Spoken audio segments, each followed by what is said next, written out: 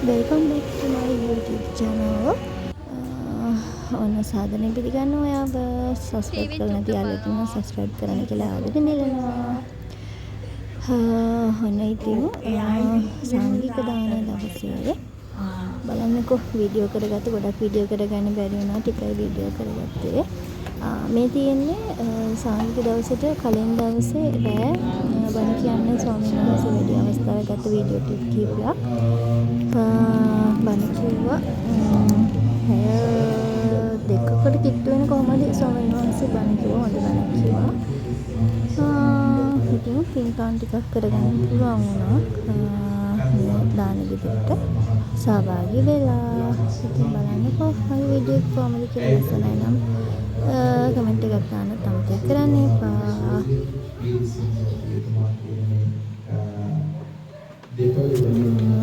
ඔන්න ඉතින් ධර්ම දේශනා කරන අතරතුර මම ගොඩක් වීඩියෝ කරගන්න බැරි චුට්ටක් වීඩියෝ කරගත්තා.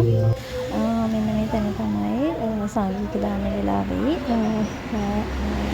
බණහම් පොයට කන් දෙන වෙලාවේ සහභාගී වෙච්ච අයට කන්න දෙන්න තැන. මේ සංගීත දානට අපි උයනවා. පන්දර දෙකේ ඉන්න තමයි උයන්න පටන් ගත්තේ. මේ කෑම කීපයක් විතරයි මෙන්න හදන්නේ. මොකද අපි කේටරන් එකකින් තමයි කෑම ඕඩර් කරගත්තේ. ඒ දැක්කේ කිරිබත් හදලා දෙන උදේට මෙහෙ ඉන්න අයට කන්න. මේ සංගීත දානෙට දෙන්න කැවිලි පෙට්ටියක් හැදුවා. කැවිලි බොක්ස් එකක්. හොඳයි. ඒක තමයි තියෙන්නේ. මේ ඉතින් පින් අනුමෝදන් කරන වෙලාවට වතපැන්වක් කරන වැඩස්ති කරගත්තා. ඒකත් මම වීඩියෝ එකට එකතු කරගත්තා. ඉස්සරහින් මෙතක දැක්කලා තියෙන කරඬුව තැන්පත් කරන තැන. ඔන්න සංගීත දානට 7 නමක් වඩිනවා. ඔන්න මේ වෑන් එකේ 3 නමක් වැඩියා. 4 නමක්.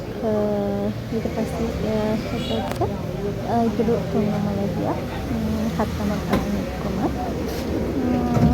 ඉතින් ඔය විදිහට සංගීත දාන වැඩි කටයුතු වුණා. බලන්න කොහොමද කියලා. සාදු තමයි එදා දවසේ ගත්තෝනේ වීඩියෝ එක බලන්න. මේ වීඩියෝ එක සබස්ක්‍රයිබ් YouTube channel එක සබස්ක්‍රයිබ් කරන්න අමතක කරන්න එපා.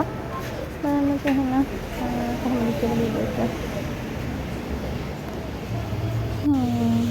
තමයි ස්වාමීන් වහන්සේලා වැඩියේ ඔන්න පරිශෝධන අවස්ථාව.